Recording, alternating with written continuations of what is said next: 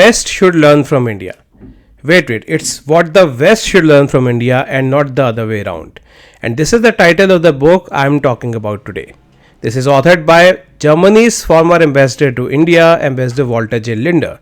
So I knew about Ambassador Linder because a couple of years back he tweeted about his visit to a very famous coffee shop in Delhi, Deepals, and I am also a regular visitor there. So his name stayed with me, and when I got to know about his book, which is released only recently, I thought, well, yes, this is one book I must be reading.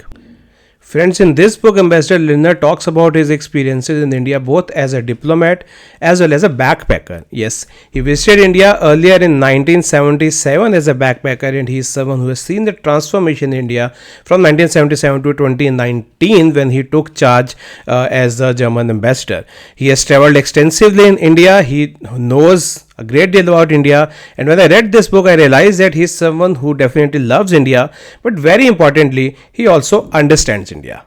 Ambassador Linder has traveled extensively and he talks about various issues related to India. He talks about India's achievements, whether in terms of economic growth or any other achievements, as well as also India's problems, whether it's related to poverty, income inequality, caste-based discrimination, condition of women. But what is interesting to note is that he forms his opinion on the basis of his own understanding and own observations, and he does not rely on secondary sources or hearsay. And as I said, he has traveled extensively, and he is someone who understands India as he has seen India from his own eyes. And while he has highlighted several problems in India, he is also quick to point out that on a lot of these problems, India is making good progress. So it's a realistic assessment, a pragmatic assessment, rather than sounding too optimistic or too pessimistic about India.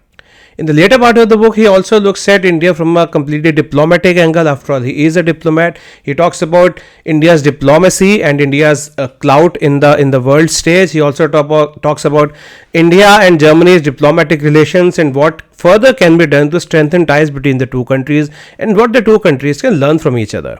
When talking about diplomacy, he is very well aware of India's rising stature in the world arena, and he is someone who is very much happy about it, India rising as a nation. And in fact, he is also quick to point out several wrongdoings of the Western world, of the Western countries. He is absolutely clear in calling out Western hypocrisies on several matters. He clearly mentions that India, and for that matter many other countries in the developing world, don't really need lectures from the West. They can carve out their own path, and at times he even says that it's a Western world which needs to do course correction on several parameters, climate change for example. Another thing which I liked in this book is that, as I said, he has traveled extensively. I got to know about many things which even I was unaware as an Indian. For example, I did not know that the largest ship breaking facility, the place where ships are dismantled, the largest ship breaking facility in the world is in the state of Gujarat in India, in a place called Alang.